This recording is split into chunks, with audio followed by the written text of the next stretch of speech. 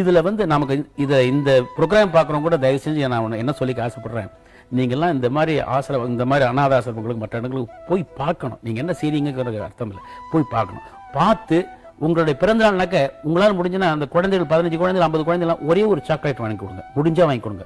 இல்லைன்னா போய் பார்த்து கொஞ்சம் சந்தோஷம் ஒரு சாக்லேட், கொஞ்சம் சௌரியமாக இருக்கிறவங்க ஒரு ஸ்வீட் காரம் காஃபி வாங்கி கொடுங்க. இல்லை ரொம்ப சௌரியமாக இருக்கும் ஒரு வேளை சாப்பாடு போடுங்க.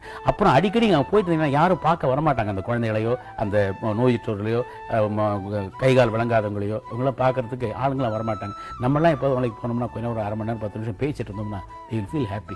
இன்ஃபேக்ட் நான் பல இடத்துல போயிருக்கேன், மனநிலை சரியில்லாத குழந்தைகள் அவங்க வந்து நான் வந்தவனை ரெக்கக்னைஸ் பண்ணி கைதட்டி சிரிப்பாங்க. அவங்களுக்கு அதான் முடியும். அதாவது பழக்கப்பட்ட ஃபேஸுங்கிற அளவுக்கு அவன் டிவியில் படம் பார்க்குற போது அவங்க ஒரே குஷியாக இருக்கும்.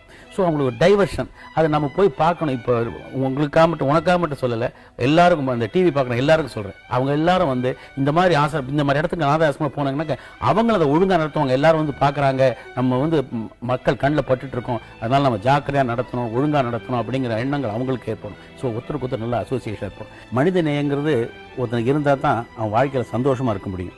அதுவும் தவிர நான் சம்பாதிச்சேன் பணம். சம்பாதிக்கும் போது நான் முதல்ல ஸ்கூட்டரில் போகணுன்னு ஆசைப்பட்டேன். ஸ்கூட்டரில் போகணும்னு ஆசைப்பட்ட போது கார் வாங்கிறதுக்கு ரொம்ப யோஜனை பண்ணேன்.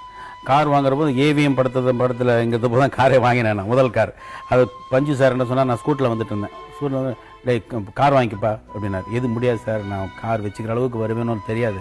இப்போ scooter I can maintain, okay sir. அவனை ஹே நீ செத்தா பரவாயில்லப்பா, உன்னை வச்சு நான் 10 ப்ரொடியூசர் செத்துப்போம், அதுக்கு அவனுக்காக நான் சொல்கிறேன். அதாவது நான் படங்கள் நடிச்சிட்டு இருக்கேன், புதுக்குன்னு ஏதாவது ஆயிடுச்சுன்னு சொன்னாங்க அந்த ப்ரொடியூசர்ஸ்லாம் அவசப்படுவாங்க. அவங்க பல லட்சங்கள் அதில் முடைக்கிறாங்க இல்லையா. அதுக்கு அப்போ அவர் பஞ்சு சார் போது ஃபோர்ஸாக தான் சொல்லுவார். அவர் சொல்கிற வார்த்தைகள்லாம் நல்லதுக்கு தான் சொல்லுவார்.